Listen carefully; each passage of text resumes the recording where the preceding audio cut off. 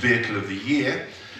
As always, there were several strong contenders for Vehicle of the Year. The reaction to the unveiling of this all-new small big bus at last month's Cenex Expo made up the judges' minds.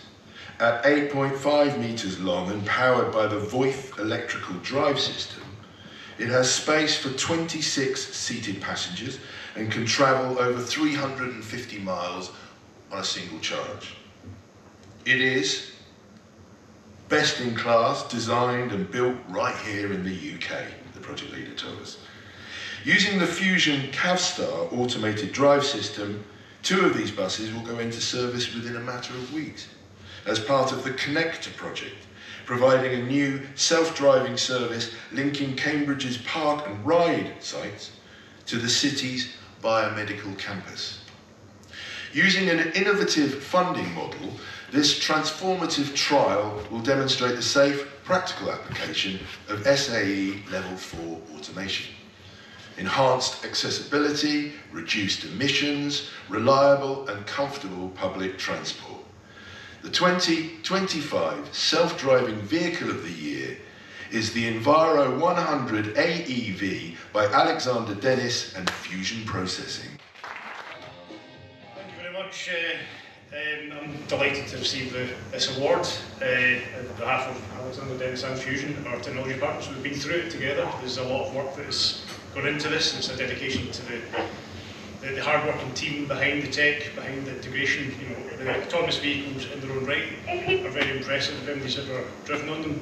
But what's more impressive is they come together two quite different organisations, I think it's fair to say, and create something quite magical out of that. I was kind of reflecting on the weather earlier on now. I'm actually on holiday this week, so this is really a good recognition of all that hard work and dedication. You know, the Jim's team, but also the team that Alexander Dennis has invested in this project. The other great thing about it is Alexander Dennis is a UK OEM, a UK bus builder, and Fusion are a UK technology provider. So the combination of both shows and demonstrates the fantastic sovereign capability we have in this space and should be celebrated. We should look to sort of develop these skills. We should retain skilled manufacturing jobs and technology on our shores and make sure we scale it and take advantage of this. But as we move out of the R&D phase, it's really tricky. We're in that kind of into that area of the valley of death, so it's really important now to start leverage and scale, push hard, and see opportunities not just with Cambridge but beyond Cambridge in some of the other devolved administrations. I guess outside the UK, there's global interest in the technology. We have got a presence in pretty much every corner of the world, and we're talking with people in every corner of the world. And we show them the product, and they just sit back and go, wow, you know, this is great. Wow, when can we get one? You know, several calls to North America where we were asked, you know, can we have one like in a week on Friday, you know, and we're like, well, hold on a minute, there's quite a lot more to the deployment project than just throwing together a box of bits and letting it go. It is all about making sure it's safe. I think that's been mentioned a few times today. Paramount of this is safety, not just of technology, making sure it works effectively, and make sure that people actually get to their destination of choice, or the goods get to the destination. And also the impact on other road users to make sure that obviously they're protected when these vehicles are moving about inside this very busy environment. So I guess, you know, why bus? And I want to kind of label this. Everybody who knows me, who's talked to me, knows that I'm a bus man. Okay, I talk about buses constantly, I drive my wife bananas. You know, buses are so important because buses represent one of the modes of transport that people can economically access. It's affordable, universal, you know, access to moving to jobs, access to employment, access to friends and family, access to social circles, and bus is really important. That's why I stayed in the industry. You know, I had lots of opportunities to move out of this, but I'm a bus man. So I stayed and I'm still doing bus. So what about autonomous buses?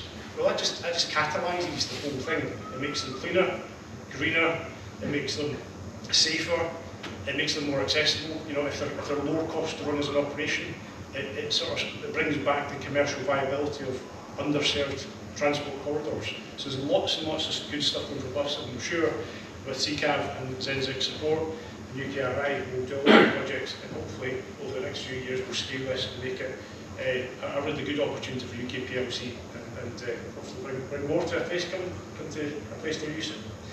Thank you, and thanks to all of our partners as well who've worked with us over the years, so that we've been able to deliver autonomous technology that can then be put to good use by Alexander Dennis. And just to say, yeah, the biggest thanks of all goes to Jamie and his team.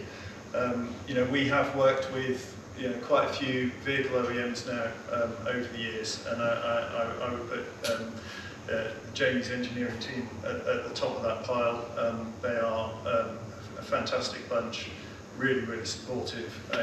Whenever there's a problem, we sit down and work through it together and we find a solution. And this stuff is, it's really hard to do. I come from a varied engineering background, and I've worked in aerospace and a number of other fields, and some of the problems that we're solving to get these things out safely on the road are some of the biggest problems that in my engineering career that we've ever faced.